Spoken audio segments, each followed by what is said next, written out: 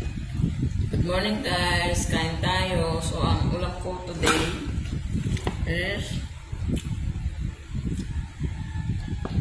kwek-kwek. Pinili ng asawa ko kagabi, so pinainitan ko lang. Then tuyo na tilapia. Ito. Then may sausawan na cucumber. Tapos then kain na tayo guys.